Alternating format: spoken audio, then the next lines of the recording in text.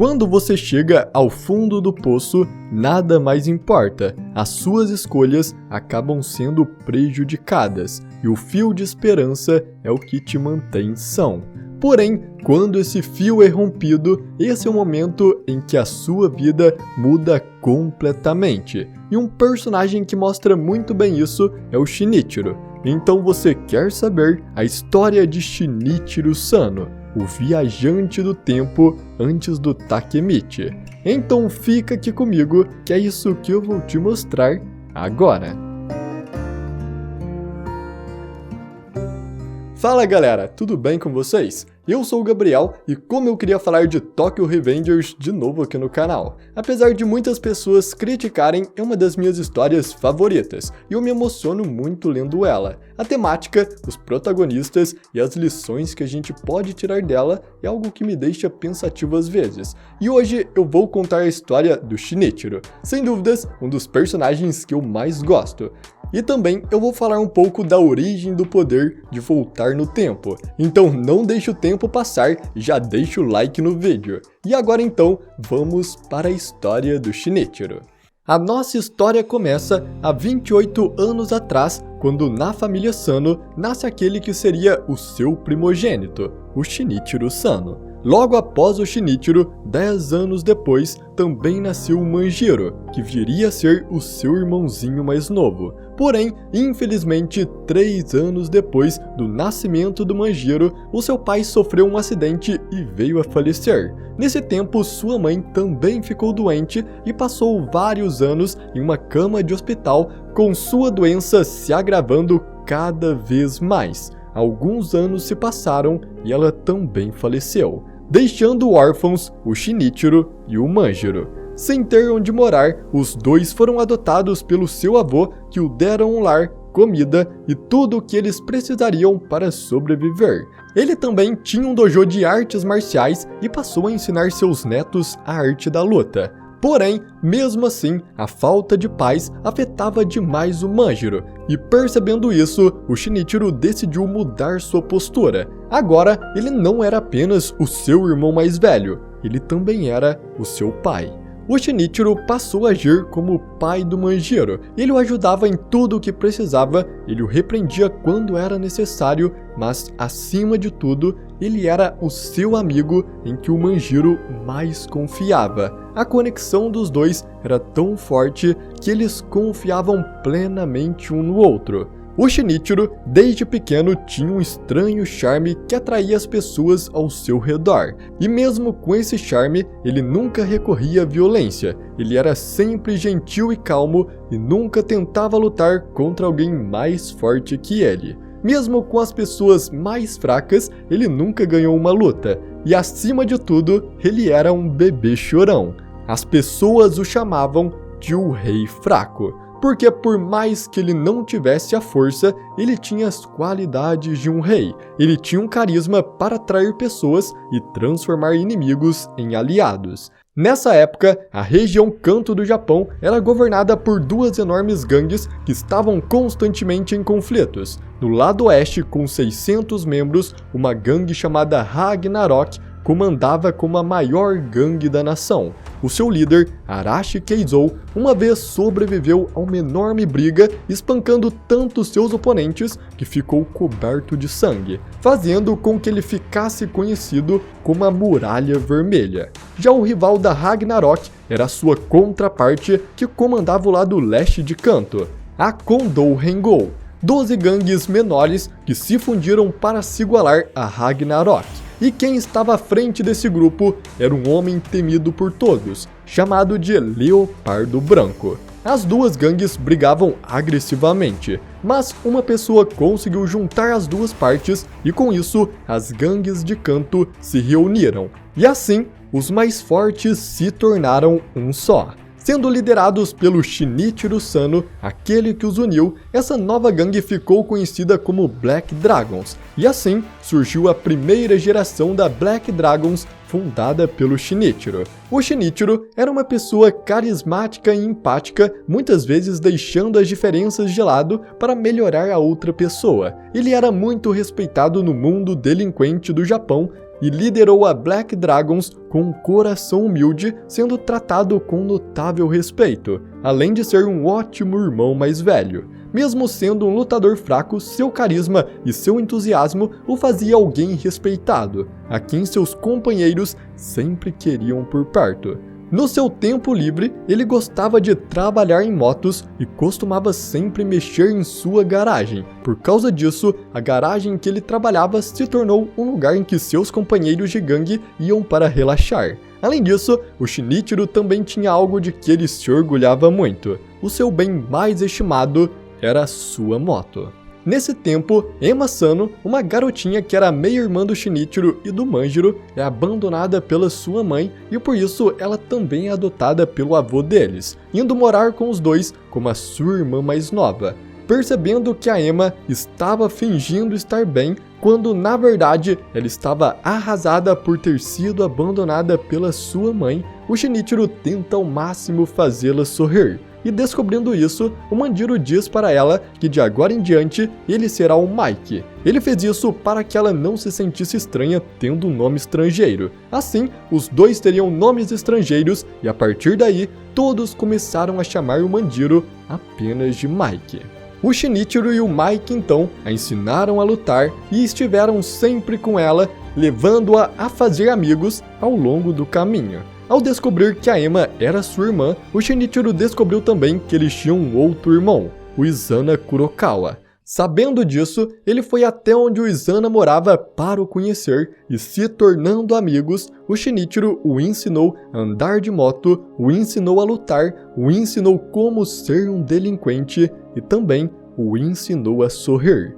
O Izana também tinha sido abandonado pela sua mãe, e com o Shinichiro ali ao seu lado, ele pôde sentir felicidade mais uma vez. Ele pôde sentir como é ter uma família. Alguns anos então se passaram. O Shinichiro decidiu deixar o posto de capitão da Black Dragons, deixando a sua gangue aos cuidados dos mais novos. E com todos emocionados e com lágrimas nos olhos, o Shinichiro declara que foi muito feliz em todo o tempo que passou com todos os seus companheiros. Se sintam orgulhosos por terem lutado na Black Dragons. Lembrem deste momento quando estiver com dificuldade, porque eu nunca me esquecerei de vocês. E vivam suas vidas com orgulho. E assim, a primeira geração da Black Dragons acaba.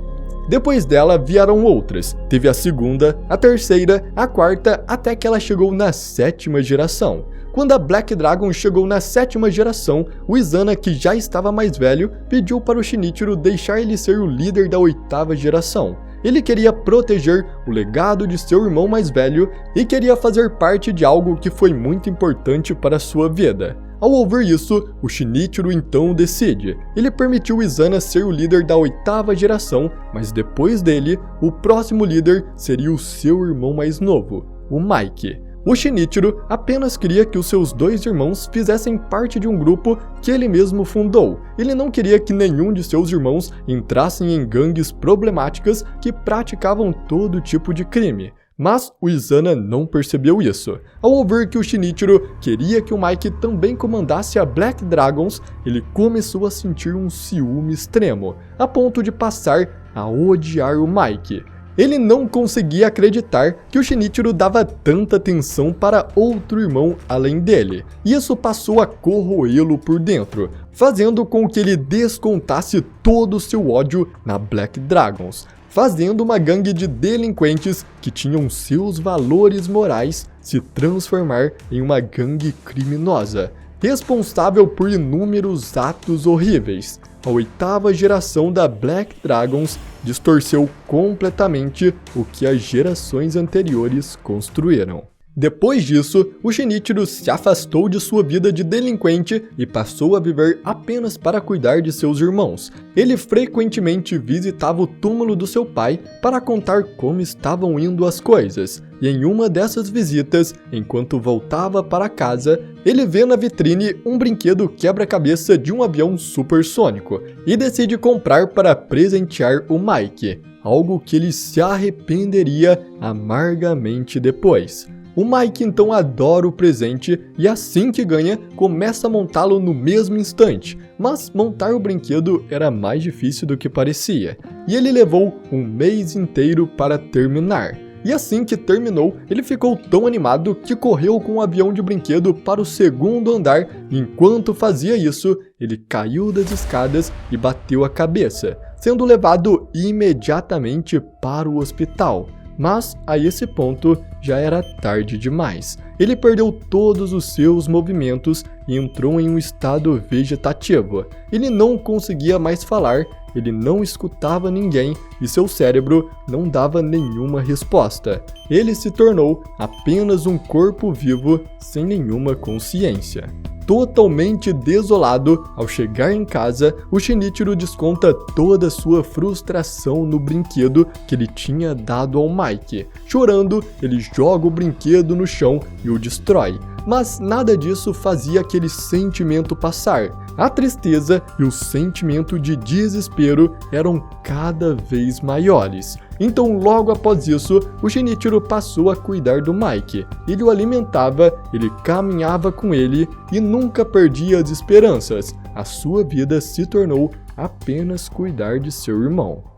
4 anos então se passaram. O avô deles acabou falecendo, a Emma não aguentando ver o Mike e o Shinichiro daquele jeito fugiu de casa e o Mike estava cada dia pior. Estando sozinho, o Shinichiro tinha que equilibrar seu trabalho com o cuidado de seu irmão e muitas vezes não tinha tempo nem sequer para dormir. Porém, ele ainda tinha esperança, seu irmão ainda estava vivo. Enquanto ele respirasse, o Shinichiro faria o possível e o impossível para cuidar dele. Ele se envolveu em negócios obscuros, fez todo tipo de terapias e exames médicos, e até mesmo pagou um culto religioso suspeito. Mas, infelizmente, um mês depois, o Mike não suporta e no dia 20 de julho ele faleceu. Isso cria mais uma vez aquele sentimento de tristeza e incapacidade no Shinichiro. Mas antes ele tinha pilares. Seu avô estava vivo, sua irmã o apoiava e ele tinha esperanças de que o Mike um dia voltaria ao normal. Porém, agora ele estava sozinho, sem esperanças e sem ninguém. Mas tudo isso mudou quando em um bar, enquanto ele estava bebendo, ele ouve um grupo de pessoas rindo enquanto falam sobre um velho estranho que eles encontraram na rua. Eles disseram que esse velho tinha lhe falado que possuía o poder de voltar no tempo. E ao ouvir isso, um pingo de esperança surge no Shinichiro. Por mais que seja maluquice pensar que voltar no tempo seja algo possível, ele já não tinha mais nada o que perder. Por isso, ele vai até o grupo de pessoas e as espancam até eles o contarem onde eles viram esse velho com possíveis poderes. Depois de saber a sua localização, o Shinichiro vai até debaixo de uma ponte onde ele encontra o velho. O Shinichiro pergunta a ele como voltar no tempo, mas o velho apenas responde que não vai entregar esse poder para ninguém. O Shinichiro tenta falar com ele, dizendo que quer salvar seu irmão, mas o velho diz que até poderia lhe dar o poder. Mas esse é um motivo muito fraco. Ele explica que queria tanto essa habilidade que chegou a matar a outra pessoa para conseguir. Ao ouvir isso, completamente desesperado, o Shinichiro pega uma barra de metal e acerta na cabeça do velho, o derrubando no chão. Assim que ele cai, o Shinichiro continua batendo. A sua raiva toma conta do seu corpo. Mas nesse momento, enquanto está caído no chão, sangrando até a morte, o velho olha para o Shinichiro e fala que por ele ter matado uma pessoa para conseguir o poder, ele será amaldiçoado. Ao ouvir isso, o Shinichiro acerta mais uma vez a cabeça do velho, colocando um fim à sua vida. Depois que o velho morreu, ele desesperadamente tenta voltar no tempo, mas não importa o que ele faça, nada acontece. Nesse momento, caindo em si, ele percebe que matou uma pessoa sem motivo nenhum. ele percebe que não tem mais esperanças. Então, sem ter nada mais o que fazer, o Shinichiro decide se jogar de uma ponte e tirar sua vida de uma vez por todas. Porém, quando ele cai da ponte, de repente, ele acorda no passado, no mesmo dia que o seu irmão tinha sofrido o acidente. O poder realmente tinha funcionado, não era mentira do velho. Porém, se o poder era verdade, a sua maldição também existia. Podendo viver de novo o mesmo dia, o Shinichiro consegue salvar o Mike de cair das escadas e fica extremamente feliz e emocionado por ter conseguido mudar aquele horrível destino. Ele também se reencontra mais uma vez com seu avô e com sua irmã Emma. E isso deixa ainda mais feliz. Porém, tinha algo diferente com o Mike. De vez em quando, uma impulsividade negra tomava conta de seu corpo e tornava ele extremamente violento, até mesmo com seus próprios amigos. Em um desses ataques, o Mike cortou os 2 lados da bochecha do Haruchiyo, criando uma cicatriz permanente no seu rosto. Essa impulsividade negra era a maldição do velho. O Shinichiro conseguiu salvar, mas o amaldiçoou por isso, e por causa disso, o seu amigo Haruchiyo teve todo o seu destino mudado, tendo que ficar marcado pelo resto de sua vida.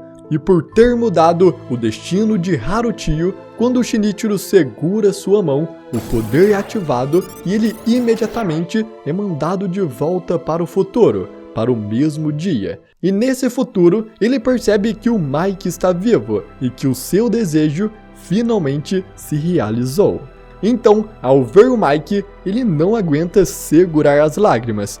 Tudo tinha dado certo. Enquanto voltava para casa, ele pensa que nunca mais ia precisar usar seus poderes de novo. E nesse caminho, ele percebe um garoto enfrentando alguns valentões para ajudar uma garota. E esse garoto se intitula Herói. Mas ele não tem força o suficiente para vencer os valentões e acaba apanhando. Nesse momento, o Shinichiro se aproxima para ajudar e lhe dá um soco no poste de luz que assusta os valentões. E ao perguntar ao garoto se ele está bem, chorando, o garoto diz que quer ser como ele, que quer ser um verdadeiro herói. O Shinichiro, então, segurando sua mão, passa para ele o poder de voltar no tempo, e esse garoto era o Takemichi Hanagaki. Alguns dias depois, o Shinichiro tenta procurar aquele velho embaixo da ponte, mas não o encontra. Nesse mesmo dia, ele chega em sua loja de motos e percebe que tinha sido invadida. Ele pega uma chave inglesa para se defender dos assaltantes, e quando ele se aproxima, ele percebe que quem estava ali era o Baji, um dos amigos de seu irmão que estava tentando roubar a sua moto para dar de presente para o Mike. Mas o que ele não percebeu era que tinham 2 assaltantes. Então, quando o Kazutora percebeu que o Baji tinha sido descoberto, ele correu por trás do Shinichiro e o acertou na cabeça do mesmo jeito que ele tinha acertado o velho. Essa era a segunda parte da maldição. Ele matou para ganhar o poder e morreu por usá-lo. Essa foi a vida do homem que criou toda uma era de delinquentes e que perdeu a sua vida para salvar o seu irmão. Como ele declarou quando destituiu a primeira geração da Black Dragons, a vida é muito curta para cometer todos os erros sozinho. Por isso, viva com orgulho de todas as decisões que você tomou.